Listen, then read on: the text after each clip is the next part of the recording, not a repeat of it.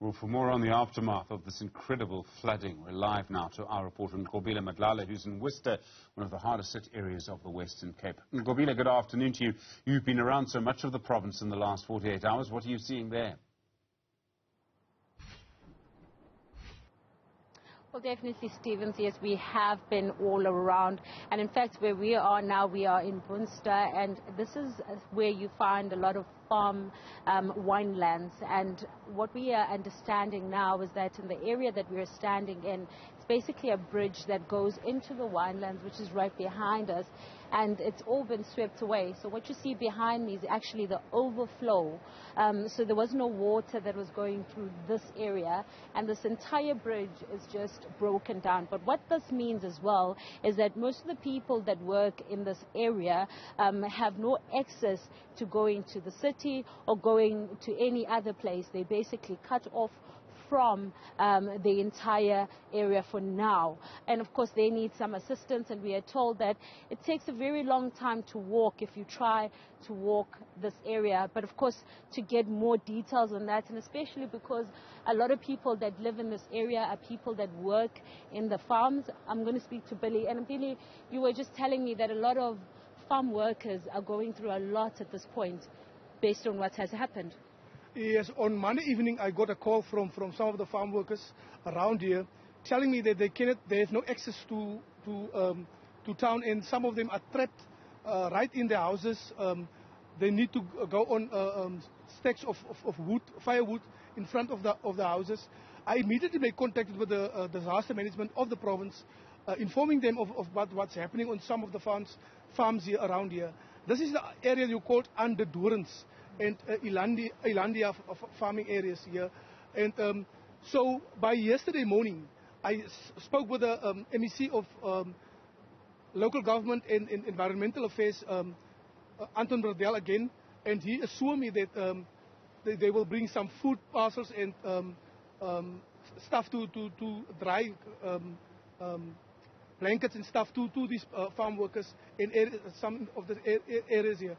As you know, that some of these people, they cannot go to town, and they totally cut off now to go and buy some bread, go and buy some milk or any other stuff, and also from medical services. They don't have medical services and stuff now, and that is the issues, and that is what I highlighted with the MEC and also with the disaster management of the province. Just get out some food hampers and mattresses and blankets and stuff.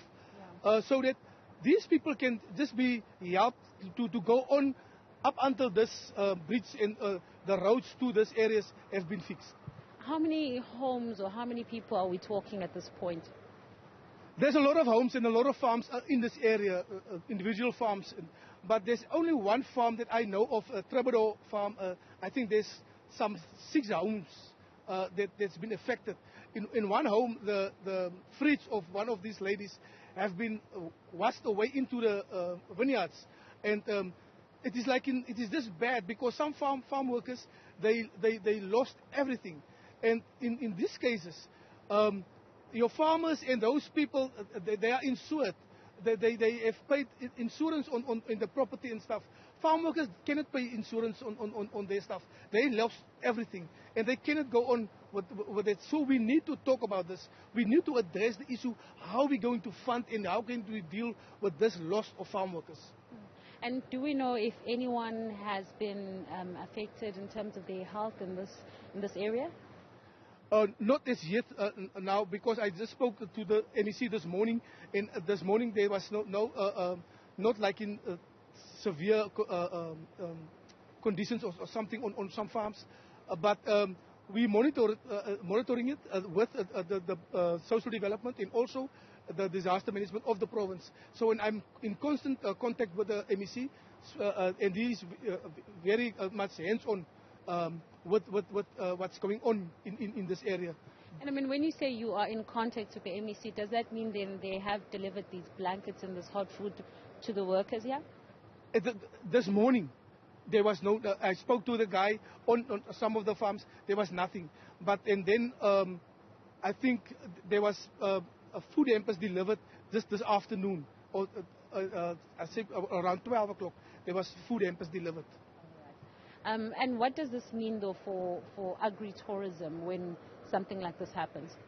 Some of in these areas, some of these farms making their living out of agri-tourism, and I really think with infrastructure like this being demolished, and it affected agri-tourism because tourists cannot drive these roads. They have like in small cars sometimes, don't have huge bakkies. They just go pass by and want to pop in. They cannot do it with small cars now. And I really think it will take time for them also to get out of this mess, or say like that. Thank you very much for speaking to us. Of course, we're hearing that agri-tourism also starting to get affected, and very importantly, those farmers that are, or farm workers specifically that he speaks to that are in that area that cannot come out, saying that they do need help. And of course, we are going to reach out to the officials to find out how they are going to help those that are behind here.